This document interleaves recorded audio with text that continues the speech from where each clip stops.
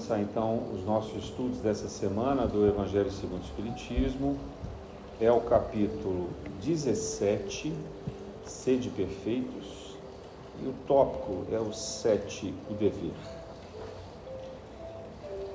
Bom, todos vocês sabem que no Evangelho segundo o Espiritismo, Kardec reuniu não a vida pública de Jesus, mas o seu amparato moral, digamos assim, e o roteiro que nós temos para o desenvolvimento espiritual.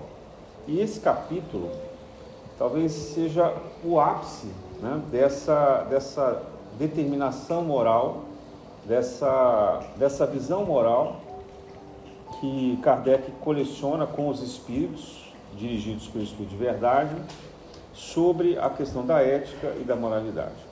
Mas eu queria dar um passo atrás, antes de falar sobre esse tópico, que a gente reflita o seguinte. Durante muitas civilizações antigas, foram estabelecidos roteiros ou critérios de organização social. A primeira ordenação que a gente tem notícia é a lei de Talião, e que ficou até hoje registrada como olho por olho, dente por dente. Na verdade, a lei de Talião, ela determinava que o crime que fosse cometido, aquele que era o criminoso deveria passar pela mesma pena. Então, se ele roubou, ele perdia o braço, né? Porque ele tirou algo de alguém, então ele perdia o braço. Se ele traiu, então ele podia sofrer uma pena. Se era um homem, né, ele podia perder o pênis. Se era mulher, ela era apedrejada. E assim sucessivamente, eles tinham várias penas físicas, principalmente. Se alguém matava outro alguém, um parente da família poderia se vingar matando o criminoso. Há até uma cena muito importante, muito significativa na história da luta dos povos árabes, na unificação dos povos árabes, no início do século passado, sob a coordenação inglesa. É um livro que depois virou filme, chamado Lawrence da Arábia, antigo. Quem tem cabelo branco aqui deve se lembrar, um clássico. Recomendo até que vejam, porque ele é um marco histórico. Mas o que nos interessa nessa história? Há um determinado momento em que duas tribos inimigas que estavam lutando junto pela unificação da Arábia, daquilo que hoje a gente conhece como povos árabes, né? Mas que eram de tribos inimigas, uma dessas pessoas acontece um assassinato. Então há uma briga e um deles mata o outro, e eram de tribos inimigas. Então, rapidamente, as tribos se organizam. Aquela que perdeu um componente quer a vingança e a outra quer se defender. Então começa uma guerra ali, uma luta entre eles. O comandante, o líder deles era o Lawrence. Ele chama os chefes da tribo e pergunta o que está acontecendo. E eles explicam: olha, pela nossa lei, quando acontece um crime, a tribo ofendida tem o direito ao revide, a vingança. Aí ele perguntou: tá, mas aí se houver o revide, a outra tribo vai se contentar? Ele disse: não, porque a lei diz que quem mata tem direito ao revide também. Então, a gente vai matar alguém de lá, eles vão matar alguém daqui, aí nós vamos matar de novo, eles vão matar, e aí não termina nunca. E isso faz com que a gente entenda um pouco a lógica dessas guerras tribais que existem até hoje naquela região do Oriente Médio. Bom, o Lawrence, ele percebeu que se isso acontecesse, ele perderia a guerra, porque eles ficariam lutando entre eles, ao invés de lutar contra o inimigo que estava invadindo as terras árabes, né? Que naquele caso eram os turcos, os otomanos, aliados aos franceses. Então, o que ele faz? Ele chama a tribo ofendida e pergunta assim: se morrer alguém da outra tribo, vocês vão se dar por satisfeitos? Ele vai dizer, se ninguém nos atacar mais, nós nos daremos por satisfeitos. Aí ele vai para aquela tribo ofensora e diz assim, o que diz a lei de vocês? Aí o chefe da tribo respondeu, diz que se alguém cometer um assassinato, a família tem direito ao rebite. Então vocês concordam com essa lei, vocês são tementes a Alá e seguem essa lei. Diz, não, a gente concorda com essa lei. Então tá bom. Ele pegou um revólver e ele matou o assassino. Claro que o Evangelho não se recomenda fazer isso, né? Mas por que eu trouxe esse exemplo e por que ele é importante para a gente compreender a lei de causa e efeito, né? Com aquela atitude brutal do Lawrence, evitou uma guerra tremenda, né? Ele agiu ali como se ele fosse o Estado aplicando uma pena capital, né? Ele agiu ali como sendo a autoridade máxima a quem foi delegado o cumprimento da pena, né? De novo, não estou defendendo a atitude que ele teve, mas eu estou chamando a atenção para o fato de quanto a gente às vezes é ignorante diante de um dever, que é o tema de hoje, né? O tópico de hoje é o dever. Porque às vezes a gente leva o dever ao pé da letra. E a questão da justiça para nós, ela é associada à violência, ao sofrimento alheio. Mesmo quando a gente pede, espera e delega para o Estado, ou seja, a polícia, né, os juízes, para que apliquem a sentença e, consequentemente, a pena, a gente espera que ela seja grave, né? A gente espera que haja um sofrimento alheio.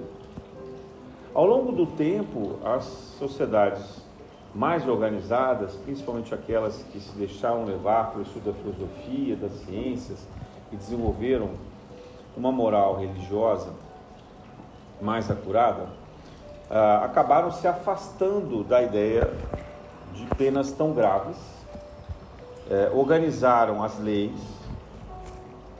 o próprio povo judeu foi organizado por Moisés, pelos 10 mandamentos, né, que a gente segue até hoje como referência. Jesus não veio negar a lei, né? Ele veio apenas reafirmar e reinterpretar no contexto correto que ela deveria ser aplicada. Então a lei de Moisés, por exemplo, diz, não matarás. E ela é uma lei tão sábia que ela não distingue a quem. Simplesmente não matarás. A lei de Moisés também não diz que é possível matar em legítima defesa. A lei é clara, não matarás. E eu diria que na interpretação da consciência que nós temos hoje, a gente poderia dizer, não matarás a nenhum ser ou criatura, né, da natureza. Então não matarás nem os humanos, nem os animais, e nem as florestas, e nem as águas dos rios, dos mares, nem poluirás os ares, e assim por diante. Esse primeiro mandamento, ele parece ter a síntese de todo o restante, porque ele traduz exatamente o mandamento do amor. Porque o não matarás pressupõe tolerância. O não matarás pressupõe a troca da pena pela educação. Uma restrição, é claro, simplesmente se há um ato de violência, né, mas não a exclusão da sociedade. Os romanos, por exemplo, tinham o costume de pegar os criminosos, ainda que os romanos costumavam fazer julgamentos, mas pegavam os criminosos e mandavam para as galés. Galés eram as embarcações que cruzavam o Mediterrâneo. Bom, ir para uma galé era pior do que ficar aprisionado num contingente de pedra que pudesse afetar todo o restante da vida do sujeito naquela limitação. Por que era pior? Porque eles passavam fome, passavam sede, eram chicoteados, trabalhavam de sol a sol, né? Então, de sol nascendo às 6 horas da manhã, eles começavam a remar e iam até quando escurecia. Normalmente os trechos eram calculados pelo destino do sol. E faziam isso até a morte. Então, ali já havia uma clareza sobre o exílio, sobre a expulsão da sociedade. Onde a gente vê isso? Na história de Estevão. Estevão foi um apóstolo de Jesus, depois da segunda geração, que sofreu nas galeras. Mas também a gente vê na própria história de Emmanuel. Na segunda encarnação de Emmanuel, ele também é levado às galés. Então, a questão da pena e do dever é algo que acompanha a história da humanidade há muitos milênios, né? E de uma forma mais organizada, escrita, a gente pode pressupor pelo menos aí algo em torno de 5.000 anos antes de Cristo. Então 7.000 anos quase, né? Bom, Kardec nos chama a atenção para o estudo da moral e do dever, associado principalmente à ideia dos filósofos gregos, né? Quem primeiro escreveu sobre isso foi Platão, de uma forma idealista, digamos assim, porque ele tinha o ideal, o mundo das ideias, onde as regras estavam escritas e na Terra a gente reproduzia, né? Os gregos diziam assim: há a lei dos deuses e há a lei dos homens, né? E davam denominações diferentes para isso. Sócrates, que foi o mestre de Platão, disse assim: há a lei dos deuses, a lei dos homens, mas há também a lei do absoluto. O que Sócrates queria dizer com isso? Que aqueles que eles chamavam de deuses, na verdade, não eram Deus na figura que nós imaginamos hoje. Não era a fonte criadora, a inteligência primordial, né? Para esse ser, embora Sócrates não tenha criado esse conceito com a clareza que nós temos hoje, que Kardec trouxe, por exemplo, pela revelação do Espírito de Verdade, Sócrates falava bastante do absoluto. E antes dele, também, de alguma forma, Pitágoras, pela matemática, né? E outros pensadores, como Tales, até a explicação de Parmênides, quer dizer, a ideia dos filósofos gregos é que havia uma força superior que eles não chamavam de Deus, porque os deuses para eles eram Zeus, Atena e etc. Essa mitologia toda que vocês conhecem, mas era uma fonte criadora, né? Quando a gente vai ler a história da criação, no princípio, para os gregos, havia a natureza, e a natureza ela era um caos. Depois, se vocês quiserem, até recomendo um livro que fala sobre isso. Para os gregos, então, o que é o caos? O caos não é a desordem, o caos é a ordem que nós não compreendemos. Então, eles acreditavam assim: tudo estava contido naquele caos.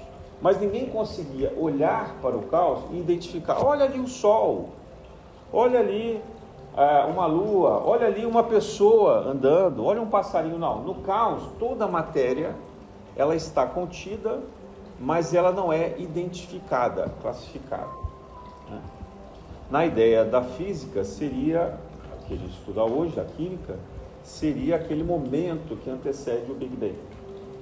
Imagina toda a natureza humana, toda a natureza, né, universal, condensada em átomos e moléculas, em elementos químicos, com o potencial da criação, mas sem se manifestar na criação. Aí, pela ideia do que eles chamam de Big Bang, isso foi expandindo e veio formando o universo como a gente tem hoje, né? Então, a ideia do dever surge a partir de um determinado momento da formação. No início não há dever. Assim como para a natureza não há dever. Uma árvore não tem o dever. Uma rocha não tem o dever. Um animal não tem o dever. O que eles têm? O animal tem um instinto. A árvore, os vegetais têm sensações, não são nem percepções, são sensações. Mas que já, pelo estudo que se tem, eles têm como se fosse assim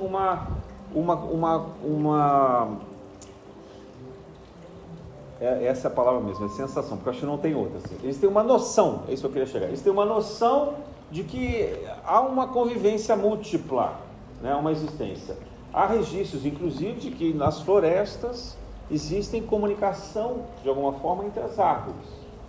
Há também registro de que as raízes das árvores se interligam, como se fossem neurônios, como se fossem sinapses do nosso cérebro, um sistema nervoso.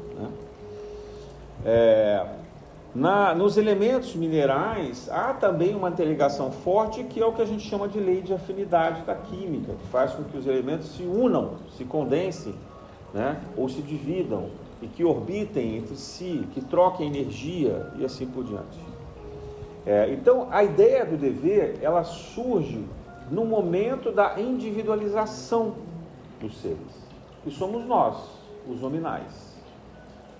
Então, no momento em que a gente começa a ter um destaque de consciência e pensa, bom, eu consigo dar nomes à natureza, eu consigo perceber a natureza e raciocinar sobre ela, eu consigo transformar a natureza, eu consigo interferir com os meus pais e com os outros seres da Terra. Então, nesse momento começa a surgir o livre-arbítrio e, simultaneamente, a ideia de dever.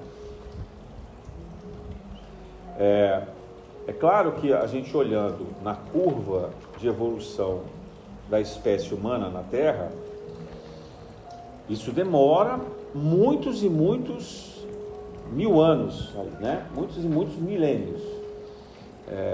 Porque o livre-arbítrio ele vai surgindo vagarosamente naquele homem das cavernas, naqueles neandertais, até passar, talvez até antes dos neandertais, não sei se no Homo Cro-Magnon, mas naqueles homens primitivos, naqueles primatas que primeiro deram os sinais de vida e vão evoluindo. A gente sabe também que já esses habitantes primordiais da Terra, esses humanoides, receberam espíritos que vieram de outros orbes. Alguns evoluíram aqui na Terra e outros vieram trazendo de outros orbes, trazendo o DNA para a evolução. Então houve interferência, digamos assim, de outros espíritos na engenharia sideral, na engenharia genética trazida por Jesus, interferindo nesses seres para acelerar a evolução. Mas isso demorou muitos e muitos milênios. Há sinais de que a humanidade existe na Terra como humanidade há pelo menos 200 mil anos. A escrita surgiu há 5 mil anos antes de Cristo. Vamos dizer, 7 mil anos atrás. Os primeiros registros ali daquelas sociedades primitivas da Suméria. Depois a gente vai ver Egito, a gente vai ver Babilônia, a Síria, judeus, etc. Mas, então, nessa condição primordial, a ideia de dever não era clara. Por isso que eu falo que a lei de Italião era aquela que trouxe a primeira noção do que era o dever, de uma forma que aqueles seres primitivos pudessem compreender. Se você roubar, você perde a mão, Se você bater, você apanha. Se você matar alguém, você morre. Então, essa lei todo mundo entendia. Não precisava saber ler e escrever. Era uma lei da força, da autoridade, da imposição. Era uma lei, então, que eles estavam acostumados a compreender. Então, dali, para a gente evoluir para uma ideia de livre-arbítrio e consciência, demorou até Jesus. Então, aqueles 200 mil anos que antecedem a vinda de Jesus, eles são necessários. 200 mil anos, são 200 mil anos como civilização, mas talvez alguns milênios, 10 milhões de anos, não sei, até que isso tudo chegasse ao ponto crucial de Jesus. Antes de Jesus, nós tínhamos tido algumas noções sobre o dever, de uma maneira também bastante esclarecedora e preparatória, digamos assim, para o instante da humanidade. Talvez para povos que já estivessem um pouquinho na frente, né? Como vem Buda para a comunidade hindu, né? Aquela comunidade onde hoje é a Índia, mas viviam ali os povos orientais, dos antigos hindus que compunham o Himalaia, e da onde é a Índia hoje, os Himalaias, o Paquistão, até um pedaço ali da China, onde se desenvolveu exatamente o budismo. Então, aqueles povos receberam essa primeira revelação da não violência, e até hoje eles conhecem isso como ahimsa, que era um dever associado à não violência. Então, o não matarás, né? O mesmo princípio associado à não violência, ali com os Vedas, e Buda se insere nesse contexto. Também no Oriente, a gente encontra as revelações do taoísmo, com Lao Tse e Confúcio, falando do caminho da não violência e o caminho da evolução espiritual pelas práticas de meditação, principalmente. Vejam que naquele momento, se no mundo ocidental e do que hoje é o centro da Ásia, já misturando um pouco com a Europa, só era possível compreender a lei de Talião, ou seja, olho por olho, dente por dente. Lá no Oriente, eles diziam assim: essa sociedade é muito violenta, então se você quer evoluir espiritualmente, saia da sociedade, vá viver na floresta, vá viver nas montanhas, vá viver isoladamente, aprenda a dominar os seus próprios instintos e os seus próprios desejos.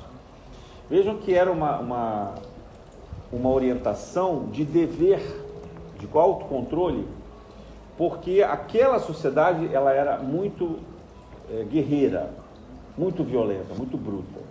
Então eles eram recomendados que saíssem da sociedade. Buda, quando vem, ele experimenta essa vida isolada e ele chega à conclusão que não era possível alcançar o Nirvana, ou seja, a evolução máxima consciencial, isolado. Era preciso voltar para a Terra. Então ele já é um passo adiante nessa evolução.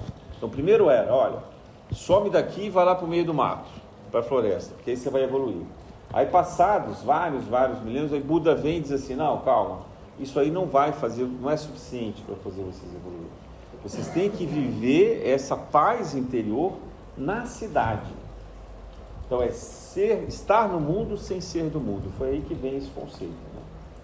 Então é estar do mundo sem ser do mundo.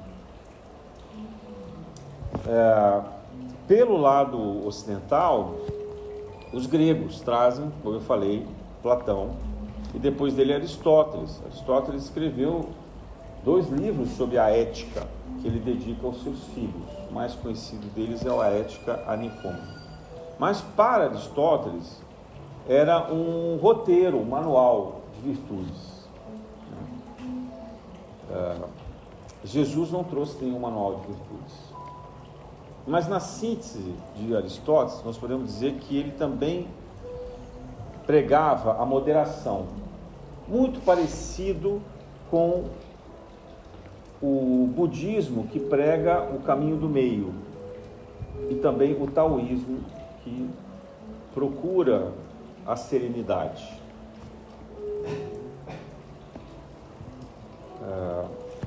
E aí essa ideia de dever, ela vai se consolidar de uma forma muito organizada, já na época de Jesus, com os romanos. Então os romanos, eles pegam isso, que era um conceito filosófico, ou uma norma ditatorial, arbitrária, de um governante, e eles resolvem discutir sobre a validade dessas normas, desses deveres, e traduzem isso no que hoje a gente conhece por direito.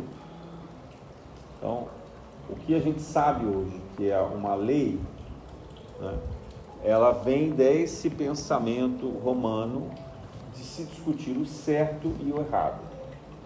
E os romanos, eles separam aquilo que era uma discussão divina, portanto, uma ordem dos deuses, ou do absoluto que Sócrates traz, ou como Buda, que pensa também, né, nessa fonte criadora, primordial, e naquela orientação também dos chineses, Confúcio e tal, Lao Tse, etc.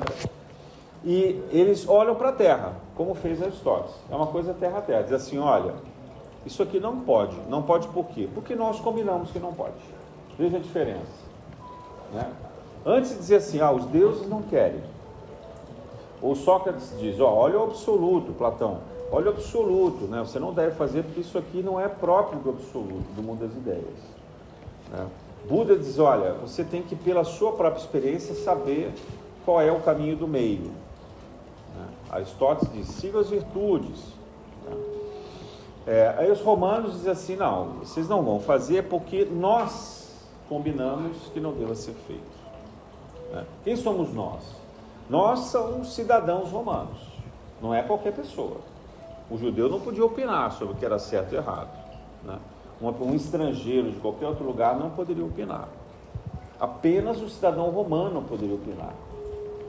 Paulo, que era de Tarso e tinha a cidadania romana, porque a sua família havia comprado a cidadania, no momento em que ele é preso, ele exige o julgamento, porque ele diz em Roma, eu sou um cidadão romano. Veja como isso era importante. É mais ou menos como se a gente fizesse leis e a gente diz assim, olha, isso aqui, nós aqui que queremos no Rio de Janeiro, mas o Brasil inteiro tem que seguir, né? Era mais ou menos assim que funcionava.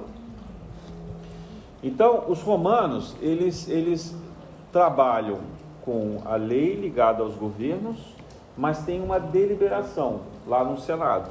São pessoas que deveriam ser mais sábios e deveriam estar olhando esses interesses, né, de uma forma para toda a sociedade. Chega Jesus. Jesus olha isso tudo, vê a organização da sociedade, vê até onde a sociedade poderia ter chegado, porque esse conhecimento já poderia ter feito de nós, humanos, mais civilizados, mais sensíveis à fraternidade, à tolerância, poderia ter eliminado a guerra, mas ele percebe que o ódio estava enfronhado nos nossos corações, principalmente naquele povo rude que ele escolheu para reencarnar, que era o povo judeu. O judeu tinha um ódio profundo dos romanos, na verdade de todos os estrangeiros. Ele tolerava o estrangeiro quando o estrangeiro chegava com a bolsa cheia de dinheiro e queria comprar alguma coisa deles. Então, no comércio, eles eram bastante tolerantes e muito hábeis. Mas, quando se tratava de convivência e de ter que mesclar os costumes e os seus hábitos, eles eram absolutamente intolerantes. E o que eles não suportavam, ainda mais, era que ter que pagar tributos a César. Porque eles não respeitavam a cultura dos romanos, consideravam eles os invasores, e eles eram de fato invasores, mas não entendiam o que os romanos poderiam lhes ensinar em termos de civilização e organização social. Então, portanto, eles permaneciam rebeldes, revoltos, né? Jesus chega nessa condição de perceber que a lei do Talmud, que era o costume judaico, incitava o olho por olho, dente por dente, apesar da lei mosaica dizer os 10 mandamentos que deveria haver o amor e o perdão. Tanto que ele pergunta a Nicodemos: como você resume a lei mosaica? Nicodemos diz: amarás a Deus sobre todas as coisas e ao próximo como a si mesmo. Então Jesus até elogia a capacidade de síntese de Nicodemos e diz: é exatamente esse o meu mandamento. Esse é o mandamento, essa é a boa nova que eu vim trazer. É o amor. Então imagina aquele contexto de rebeldia, de revolta, no coração do mundo que era Israel daquele tempo, enfrentando esse grande dilema de dever, que significava abrir mão do próprio orgulho, abrir mão da certeza, abrir mão da razão, abrir mão dos direitos de vingança que eles tinham. Isso soa como uma coisa absurda. Absurda, essa é a palavra. O judeu não conseguia, nem os romanos, nem ninguém daquela época conseguia compreender esse mandamento, nem os apóstolos. Né? Os apóstolos tanto não conseguiam compreender que todas as vezes que eles eram perseguidos ou ameaçados, eles se colocavam apóstolos para defender Jesus. Alguns deles andavam com faca, porque eles eram pescadores, né? Eles andavam com faca. E também porque eles tinham medo de assalto, de serem atacados nas estradas, que eram vazias. Então eles andavam armados, contra a vontade de Jesus. E Jesus sempre tendo que torear isso, sempre tendo que controlar esses impulsos de animosidade. Então demorou muito tempo para os apóstolos e os discípulos de Jesus compreenderem essa mensagem de amor. O dever, antes de tudo, é uma mensagem de amor. O dever é o amar ao próximo. E, consequentemente, tolerar, ser compassivo, se colocar à disposição do auxílio, ainda que às vezes seja firme e enérgico, mas jamais violento. Jesus era enérgico como ele tinha que ser. Jesus não veio nos pedir para sermos dóceis no sentido da submissão da injustiça. Jesus nos pediu que fôssemos amáveis, né, mas espertos como as serpentes. Porque nós temos um dever de educação, um dever de organização social, um dever de justiça, porém sem a violência, sem o revide. E é muito difícil. Passados 2000 anos da vida de Jesus, é muito difícil para a gente hoje, não é verdade? A gente tem uma vontade, quando alguém faz um mal para a gente, quando alguém nos trai, quando alguém cria uma situação em que nós somos colocados à prova na nossa resistência, na nossa paciência, a vontade que a gente tem é ir às vias de fato. Então isso, passados 2000 anos, nós já temos cerca de 20 encarnações depois de Jesus. Nós já estamos treinando isso há muito tempo e a gente continua com os mesmos impulsos, com os mesmos sentimentos. Às vezes até de uma forma inexplicável, né? Como invadir um território de um país, como a gente assiste hoje, né? Um país aqui da América Latina que declara por vontade própria que determinado território é dele, e o outro país que está quieto, né? Ele tem que se defender porque o outro lá do nada disse que é dele. E se você vai voltar na história, isso não termina nunca, porque eu diria o seguinte: vamos voltar assim, mas então vamos entregar tudo para os índios, né? Porque é tudo dos indígenas. Não existe nenhum europeu com direito sobre terras, nenhum descendente de europeu aqui, né? Os indígenas estavam aqui há milênios habitando essa região, então por decreto é deles. Então esse argumento histórico ele é muito relativo e muito complicado. Então Jesus, percebendo isso sobre o dever, ele nos chama a atenção para comportamentos morais que eram muito estranhos para aquela época, e são ainda muito difíceis para nós compreendermos, né? Como dar a outra face. Imagina, para um judeu médio machista, né, daquela época, você dizer, olha, se o teu companheiro te bater a face, cede a outra face. Mas como? Como que eu vou deixar que alguém me bata? Eu tenho que reagir, eu tenho que retribuir pela mesma gravidade a ofensa que me foi trazida.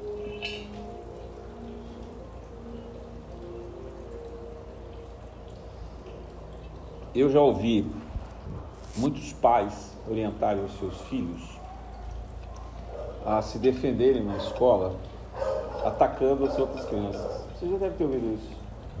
Pai que diz assim, ou mãe, se alguém te morder, você morde também. Se alguém puxar o teu cabelo, você puxa o cabelo também.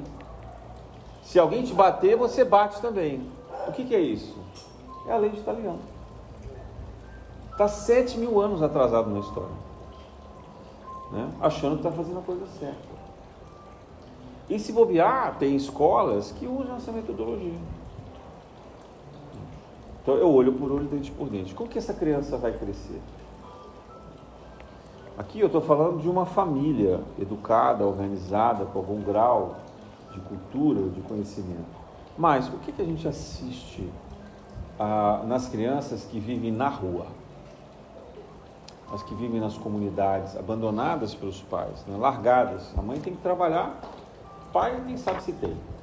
A mãe tem que trabalhar. Normalmente ela faz um trabalho fora, distante da comunidade onde ela está. Então tem um determinado período que ela leva na escola quando consegue a matrícula. O outro período a criança volta sozinha. E aí qual é a lei da rua? Senão a lei de Italião. Senão a lei da violência. Então, essa criança, ela é desde o berço levada à violência. E a gente reclama depois que ela se torna jovem, adolescente, adulto, e ela age com violência. Mas nós somos cúmplices dessa condição. Nós fechamos os olhos indiferentes a esse modelo de criação. No outro extremo, era uma coisa que já havia na época de Jesus, entre os judeus e os romanos, é a lei que não se aplica a mim. Então, eu que faço parte de alguma aristocracia e que tenho alguma influência, ou que posso comprar aqueles que sentenciam, sou liberto, isento da aplicação da lei. Então, eu posso ser um criminoso e ninguém vai me julgar e me condenar. Onde a gente assiste esse episódio? Principalmente naquela mulher que estava sendo apedrejada por alegação do marido que ela era adúltera. Digo alegação porque bastava que o marido dissesse que ela havia traído para que todos os outros homens dessem fé à palavra dele e condenassem por exceção, quer dizer, ali em praça pública, sem julgamento, sem nada, ao apedrejamento. Quando Jesus escreve na areia os crimes que cada um deles havia cometido, então eles vão embora. Eles não têm coragem de atirar a primeira pedra, né? Mas por quê? Porque eles certamente se protegiam entre eles. Eles eram, muito mais do que aquela mulher, traidores e criminosos das mais variadas espécies. Então Jesus traz ali o conceito de verdade e de justiça, que se esconde na hipocrisia. Então, vejam como era complexo e difícil aquele momento de Jesus para ensinar o mandamento de amor. E como ainda hoje é complexo. Nós somos dirigidos pela sociedade por leis. Não conheço nenhuma Constituição que diga assim, todos são criados iguais, livres e devem agir com fraternidade ou seja, com amor acima de todas as outras coisas, para que essa igualdade e essa liberdade prevaleçam. Não, as pessoas dizem que as constituições dizem que nós somos criados livres, né, iguais, entre aspas, que depois a gente vai ver nos textos da lei que não é bem igual assim, né, porque muitos têm privilégios, têm prerrogativos, então não são iguais. A nossa Constituição é repleta de privilégios, Nós temos muitas pessoas privilegiadas na sociedade brasileira, que está lá na Constituição, né?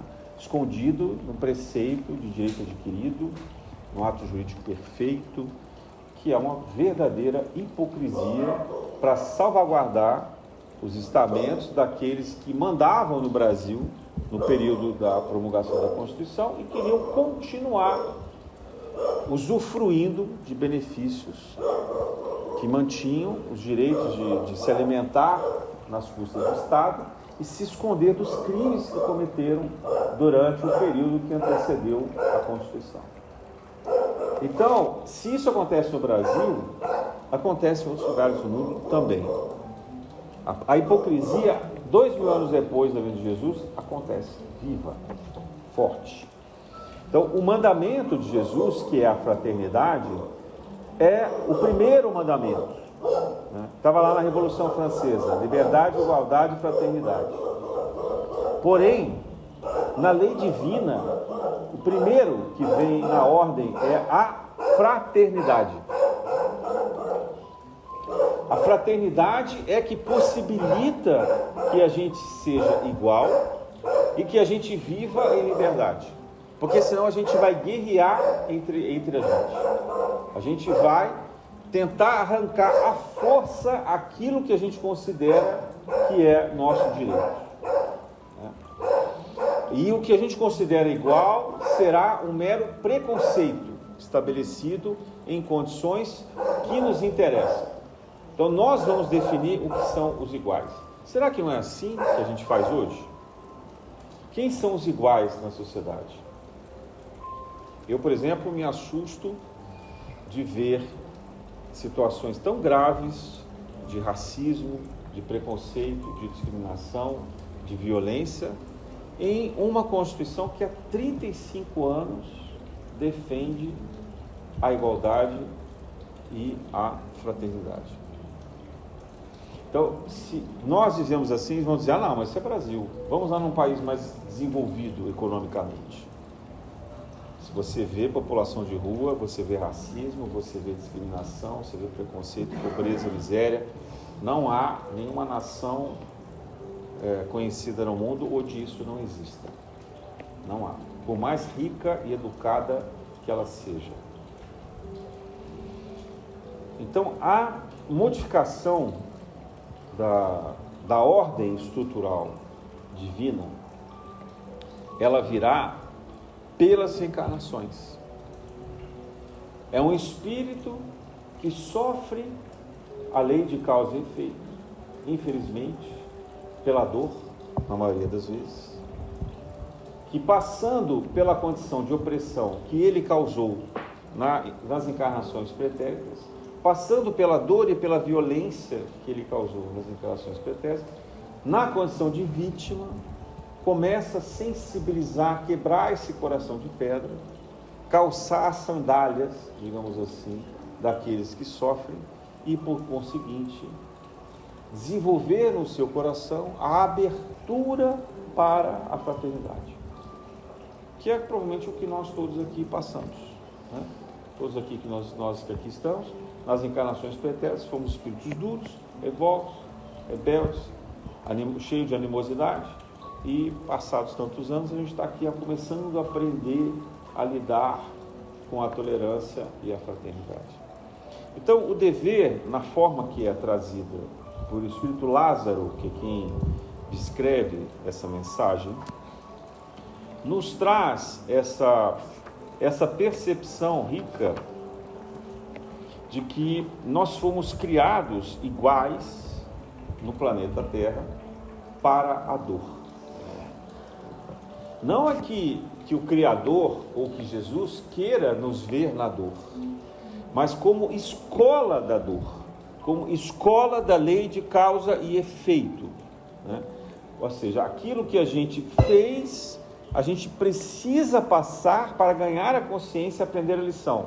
Na medida do necessário, o despertamento. Aprendida a lição, o passo seguinte é a recuperação. Nós vamos continuar em sofrimento, né? Mas a gente precisa, na Terra, passar por essa lição, infelizmente, da dor. E isso tudo nos remete a uma condição de angústia permanente. Por quê? Porque nós nunca estamos satisfeitos. Nós nunca estamos satisfeitos. A gente vive momentos de satisfação, né? A gente vive momentos de êxtase, de alegria, seja porque a gente está convivendo em família, ou porque a gente conseguiu uma conquista profissional, ou porque a gente fez uma aquisição de alguma coisa que nos tornou melhores, né? Mais realizados, uma viagem, comprou uma casa, um carro, uma roupa nova, ou o que for, mas aquilo dura instantes. Então nós voltaremos à angústia de alguma coisa que nos falta. E o que é que nos falta? É o amor. É o amor. Não o amor que nós esperamos receber do outro, mas o amor que nós temos a capacidade de dar. Falei aqui algumas vezes, citando Lacan, amar é dar o que não se tem para aquele que não o quer. Lacan certamente não tinha nenhuma intenção de fazer uma interpretação espiritual, mas eu diria que ele mirou errado e acertou no alvo, né? Porque é exatamente isso. A gente dar o que a gente ainda não tem. Nós não estamos prontos para amar. Nós não somos espíritos elevados capazes de amar. Mas ainda assim, despertando a consciência da necessidade de amar, então a gente oferece o que a gente não tem, que é o nosso tempo, a nossa atenção, os nossos cuidados, os recursos materiais, quando a gente dispõe, né? Se colocando na condição de auxílio, do amparo, até de fluidos. Se a gente não tem nada, fluido espiritual a gente pode dar. A gente vem numa casa espírita, participa de uma reunião como essa, a gente está doando fluidos espirituais para socorrer os espíritos que mais necessitam, que estão aqui no segundo plano, no plano astral, esperando de nós esse reforço para se refazerem nas suas condições de perispírito e seguirem adiante no seu progresso moral e espiritual. Então é amar, é dar o que não se tem para aquele que não quer. Por quê? Porque o outro é ignorante assim como nós. O outro não sabe que o que ele precisa é amor. Nós temos uma enorme dificuldade de sermos amados, sabia? Quando nós somos crianças é fácil, porque a gente associa ao amor àquele cuidado 24 horas, né? Que a mãe e o pai, ou quem cuida, oferece, seja na amamentação, ou na alimentação, ou na limpeza, na educação, na correção necessária, né, de levar para um lugar, para outro, de vestir, de brincar e etc. Então a criança compreende esse amor, mas ela interpreta esse amor que é alguém fazendo tudo por ela. A criança não retribui, né? Nem o sorriso que ela dá é no sentido da retribuição espontânea. Aquilo é apenas um gesto de relaxamento, dizem os estudos da psicologia. Então, demora muito tempo para a gente perceber que a gente precisa dar para a sociedade, dar para o outro algo que a gente não tem, algo que a gente não é capaz. Outro dia conversava com uma pessoa dizendo que eles estão preparando para engravidar, um casal, e aí eles me disseram assim, o rapaz disse assim para mim, eu não me sinto preparado. Eu disse, você nunca vai estar. Até na hora que você se tornar pai ou mãe, e assim por diante, né? Porque é incrível como algo desperta na gente. Às vezes meio troncho, meio desordenado, mas vai se organizando e a gente vai aprendendo a saber fazer o que é preciso fazer. Então, é dar o que não se tem.